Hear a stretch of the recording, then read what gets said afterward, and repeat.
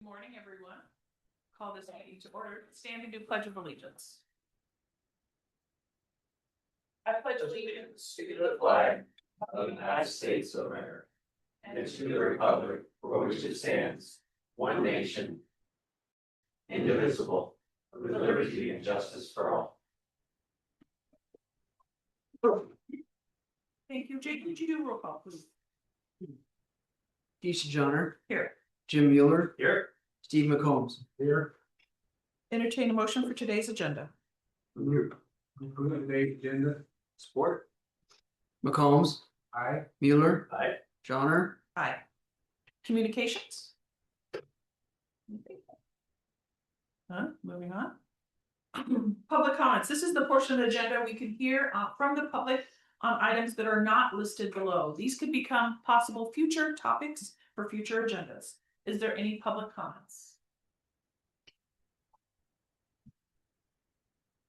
Seeing none, anything online? Moving on. Entertain a motion for today's consent agenda. Agenda. Second. Mueller. Aye. Johnner. Aye. McCombs. Aye. On to business. We're moving right along this morning. Item number 1 is ordinance 2026-1. This would be approving the second reading and proposed zoning map ordinance of 2026-1. Board last week, if you recall, not last week, but the last meeting, Missy had presented to us this request, and we did approve the first reading. And board, this morning we have Carrie. Carrie is Missy's assistant, and so I think overall, I don't know if there's anything that you want to add to this at all, Carrie. I know Jim was not with us last time, so I wanted to kind of get him a chance to be able to review it, but yeah. I reviewed it and really have no questions. This seems pretty straightforward. Okay, all right. Carrie, have we heard any more from any public? No, we had one neighbor stop in the office prior to the first zoning commission meeting, but they have not attended to any of the meetings, and we have not heard from them or anyone else. And last time, Jim, just to keep you up to speed, I did talk to Tyler about, the use on the road, because those are sometimes we have to think about, and he didn't see an issue, so yeah, so it was approved. I don't have any further questions unless Steve does. Not making a motion for ordinance 2026-1. This would be approving the second reading and request to rezone the parcel located at 1956 Street. Move to approve ordinance 2026-1 second reading. That's what I'm working on. Johnner. Aye. McCombs. Aye. Mueller. Aye. Item number 2 is ordinance 2026-1. This would be waiving the third reading and authorize final approval, including publication and zoning map amendments. Or if there's other questions, I'm entertain a motion. Move the way to the third reading. Fourth. McCombs. Aye. Mueller. Aye. Johnner. Aye. On to item number 3. This is the zoning. This is the site plan for SBC Enterprise, where we just approved the zoning amendment. And so board, again, we kind of reviewed a little bit of this. Carrie, do you have anything to add at all? No, I think Missy addressed most of that at the prior meeting, so unless you have any questions. No, I didn't really. Looks like it's very nice in what he's going to be doing, and a nice addition. So, yeah. Steve or Jim, do you have any further questions or further discussion? No questions. Move to approve the zoning. Second. Mueller. Aye. Johnner. Aye. McCombs. Aye. Thank you, Carrie. Appreciate it. Thank you. Item number 4 is resolution 2026-26. This is setting the public hearing for the maximum property tax levy for FY27 budget. Board, this is again just setting the public hearing. The public hearing would be March 24th at 8:45 in the morning. That would be 15 minutes prior to our regular meeting. Allows people to come in, ask any questions. But again, this is just setting the maximum property tax levy as what we discussed last week. Jake, is there anything further you would like to add? Nope, that's just a, this is a public hearing for the max ask for the general fund and rural fund. Yep. And then the information from this will also, letters that are mailed to all the, out throughout the county with the cities and schools and, county budget information. And once that hearing is taking place and if that moves forward, then you will move into your regular budget adoption process. So I am seeing, with jurisdictions coming up, school boards and such, everyone is kind of going through this process now. So getting it set for this next step. All right. Is there any questions regarding this board? Entertain a motion for resolution 2026-26. Move to approve resolution 2026-26. Work. Johnner, Aye. McCombs, Aye. Mueller, Aye. On to item number 5, which is resolution 2026-27. This is the Knoxville area pavement rehabilitation project. Authorized bids and set public hearings. Tyler. Yeah, this project's been discussed fairly thoroughly here in the last few board meetings, but this is the resolution similar to what we did with the engineer's office recently.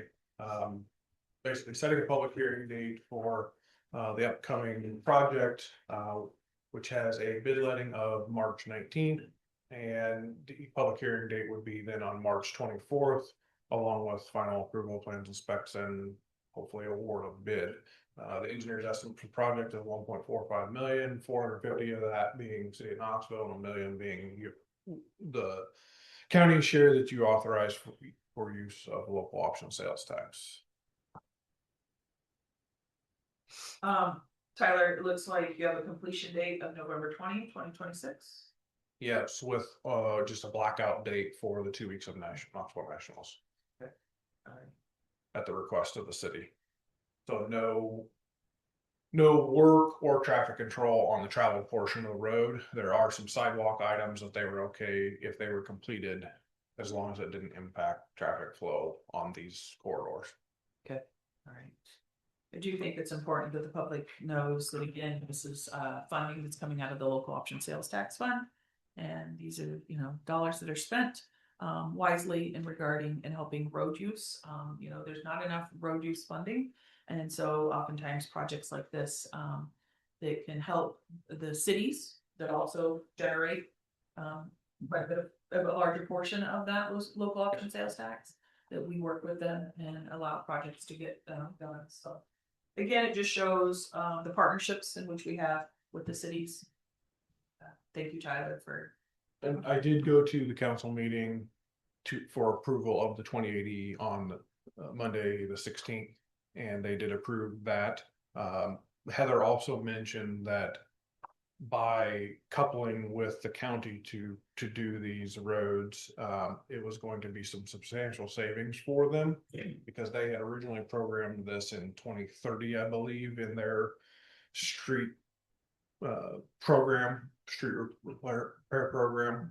But with myself doing the engineering versus hiring a consultant and doing it a little bit earlier, $100,000 in savings she was indicating. And then we have economies of scale by adding in our quantities for the adjacent or contiguous county portion. So they approved the 2080 with no issues. Okay. Appreciate that. Thank you for going to that too. Are they gonna give us half their savings then? Just rhetorical. They did mention that their recent project that was let here in the last month for street improvements was well below the engineer's estimate, which is a sign of good things. So hopefully we see something similar. Right. Yeah, that would be great if it kind of. I'm like 200,000 on a $900,000 project below. I'd like to see a save 20% on this. I would Yeah, too. that would be wonderful. So, yeah. Again, board, this is just approving the resolution. So is there No further discussion and a motion. Move to approve resolution 2026-27. Second. McCombs, Aye. Mueller, Aye. Johnner. Thank you. Thank you, Tyler. Thanks. Item number 6 is resolution 2026-28. This is FY 27 employee benefit plans for Marion County effective 7/1/26 through 6/30/27. Board last week, we discussed health benefits, and this is just finalizing what we will be the effective date of 7/1. It was good to hear for the public that is here. Our insurance did not go up for our employees. It did not go up, for the county per se. If it was, It's just minute. yeah, minute, very little to calculate. So thankful for that, because as we know, healthcare is expensive. The dental plan is a self-funded plan, and we were able to give back to the employees this year because we have had people that we've got a substantial savings in there. So we need to be able to bring that back down. So the employee dental plan, it used to cost the employee not quite $10, and now for a single it will be $0. And then we were able to bring down the family plan, and I don't recall what the exact amount was that, but About 14. another $14. So some savings, just trying to make sure that when it is a self-funded plan like that we can offer benefits that stay competitive, and there's no need in having a large substantial fund balance when it comes to that self-funded plan. So I want to again thank the board and everybody that helped us with that process. I know that we had, I and myself and Jake and Danny and Lisa had met about the health benefits, and then with us just visiting, we were able to even bring that down some more. So all positive outcomes. So, still offering the 3 different plans for healthcare,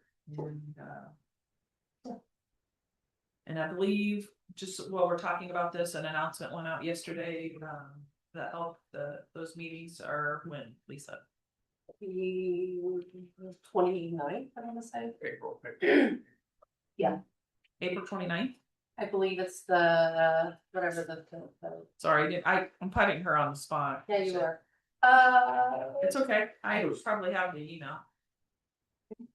Renee was- 29. Yeah. Yeah, okay, April 29th, those employees that are listening, plan on, that's when you will hear about your health benefits, and the meeting will be again here. And we will go over that. It's just one day this time.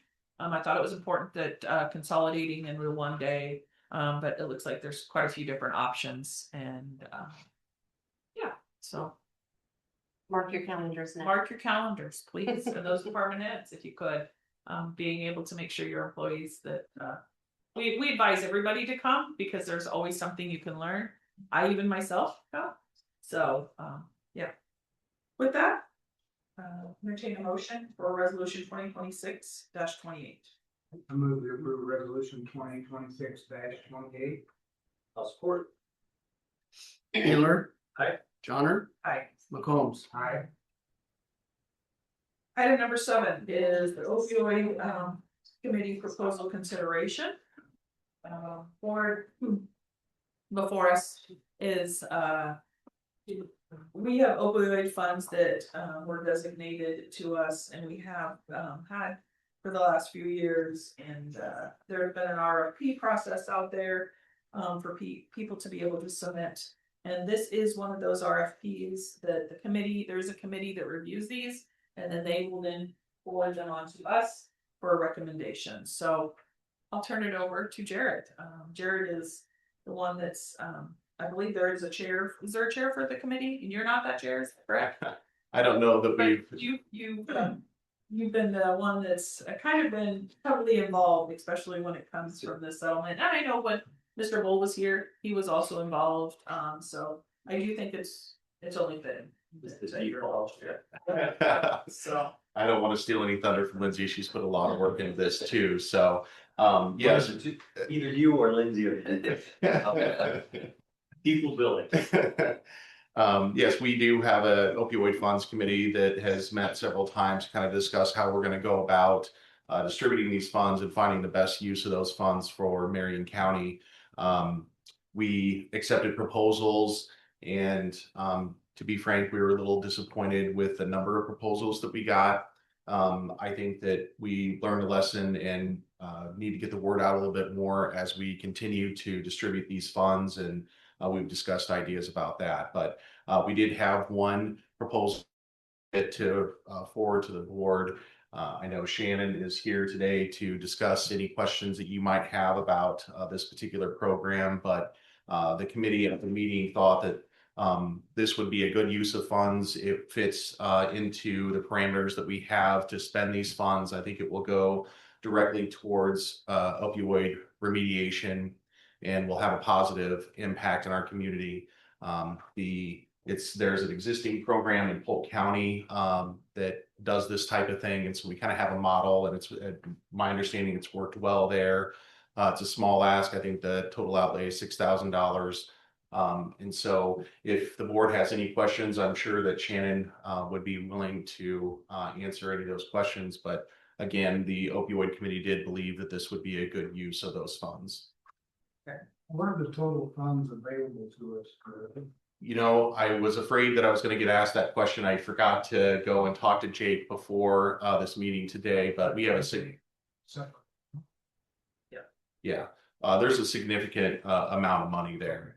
And we continue to receive more funds as these settlements continue. And so while this fund stream is not unending, at some point there will be an end to this. So, but we do expect to receive more funds. And I know that the committee has come up, like I said, with more ideas about how to get the word out. And we're kind of reaching out to other counties to see how they have spent their funds, to see if some of those same models will work for Marion County as well. So we have decided to keep the time period open for receiving new proposals, and the committee, I think, has kind of decided that we're going to meet about quarterly, depending on how many proposals that we have, so we can kind of continue to keep the ball rolling on distributing these funds. Are we under a time constraint that we can use these funds? No, not necessarily, but I do think it is a good idea for us to continue to try to distribute these funds, so we can put that money in action. No, I appreciate that, Jared. I do think that the outreach, will be good. I think that it's important that we continue to try to see if we can spend down some of those funding. I don't have the exact amount either, but I believe there's a substantial amount sitting in there. And again, though, these are funds that aren't going to be there forever. And so some of these plans, may only be funded for a few years and then they go away, which is hard because this sounds like this program. I see no issues with it. I will tell you, this is cumbersome. This is pretty big, with everything that you had to fill out. So I'm assuming you guys went through as a committee and you do the scoring. Is this correct? Is that how that works? And then, yep, okay. I just wanted to make sure that I understood what was all in the packet. I mean, I'm not seeing any scoring. Well, I guess I am seeing a little bit of scoring. I guess I'm not seeing this, but I just wanted to make sure that I understood the process. And then, regarding how many people you felt like this was going to, I know that there was an outreach portion here. It said, how many people do we feel like you're going to be able to touch with this program? Sort of 25 to 40 individuals, is that what it says? Yeah, currently it's set up for the peer recovery coach to meet with people weekly. Okay. And she has up to 4 hours. So we slotted like an hour at a time, and it's done through telehealth. It is done through telehealth. Okay. Yeah. All right. Yeah, and they currently serve Ankeny, Council Bluffs, and Des Moines, and they work closely with Polk County Jail.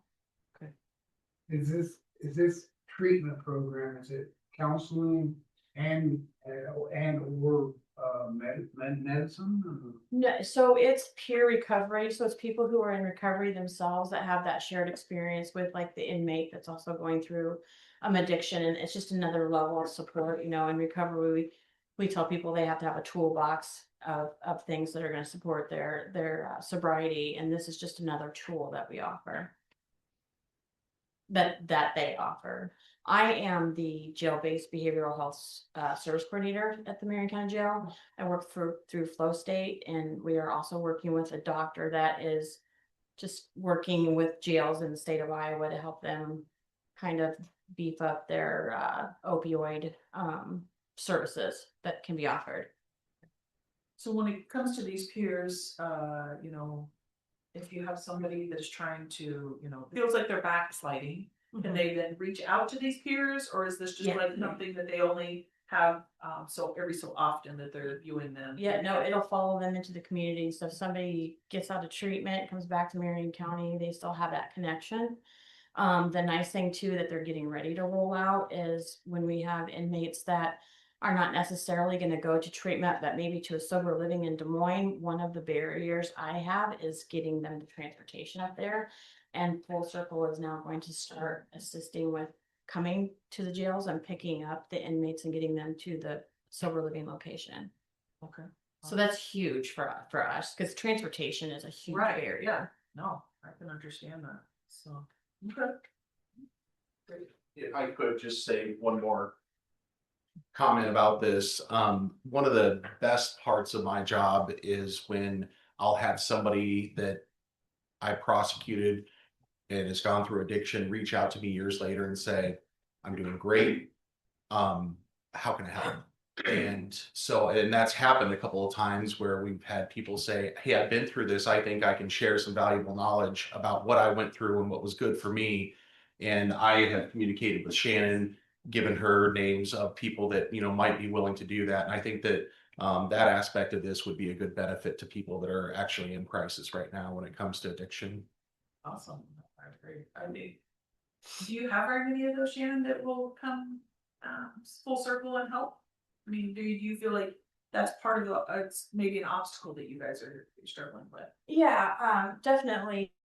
Thing is Reed was already aware of Full Circle because we house Polk County inmates, and some of those folks coming from Polk County were already involved in the program up in Polk County. So he was really already, you know, had the familiarity with the program. So there's definitely some folks that sit out in jail for a while they go through the court process or wait for a bed for residential treatment. And that's just, again, another connection I can help them make before we say, you know, good luck. Right. Mhm. When they're no longer an inmate, do they still qualify for? Yeah, Full Circle will follow them once they're even out of, you know, my connection. I serve on the committee with the group, and we've taken a long-term approach to short-term funding of trying to help resolve both rehabilitation but also prevention as well. So we're looking at a multifaceted, multi-layered approach that as we're getting more and more requests, we're looking at those and evaluating what can we do to benefit the entire county over the longer period of time. And prevention is key. I loved rehab and those of reduced recidivism, if I could say that right. But also trying to work through school interaction, trying to intercept that before somebody gets addicted is one of the key components of this. And Jake, do you have the dollar amount by chance? Danny sent me a message. We have currently, you know, we've been collecting for a few years, but we do have over $600,000. So there is a significant amount of funding out there. So, I mean, again, we're asking for people to come up with potential plans and abilities to, again, for rehabilitation and prevention. So if you're out there in the audience and have great ideas or plans or whatever, that we can help deploy these funds for meet those goals of rehabilitation and prevention for opioid addiction, please come and talk to the committee or reach out and plug you into the right places and help get this process moving forward. So I have one quick question for the committee though. Is this is has to be is this a new plan to our new, like an area like this is, it can't be something that's funded and it's not, this is being funded somewhere else, but new to the county, right? So I just want to make sure that there's, I don't want people to think, oh, well, I'm doing this, I can just come get money. This has to be something new that's going to fit within this criteria. Is that a good way of saying that, I guess? Yes, I think that is a good way of saying that. I lean on Lindsay a lot for, she has a lot of experience with our grant funds and things like that and is well aware of those rules. So yes, I mean, there are strict parameters on this and, you know, hopefully, as Jim stated, we're trying to get the most bang for our buck out of this and try to make this a long-term thing for, you know, funds that are limited. I have no further questions. I have no issues with this. I don't need it, sounds very well. Entertain a motion for approval of the opioid committee proposal. So moved. I'll support. Johnner. Aye. McCombs. Aye. Mueller. On to item number 8, board of supervisor updates. Mr. McCombs, do you have any updates? Have you heard a meeting Thursday, and I think we have an assessor budget meeting tomorrow evening. Yep, at 5:30. Yep. Mr. Moore? I have no updates other than to say we've experienced a well thought out, well organized and smooth budgeting process all of last week. So thank you to all the departments for your input and your thoughtful consideration of the needs of your departments. I appreciate that. Yeah, again, just thank you to everyone and reflecting back, the budget session was very productive and I felt it was probably the smoothest we've had in 8 years.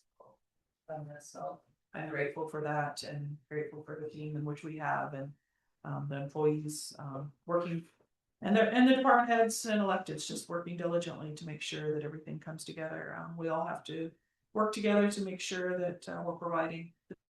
Thank you again. With that, entertain a motion to adjourn. So moved. Second. McCombs. Aye. Mueller. Aye. Johnner. Thank you, everyone. Thank you, everyone.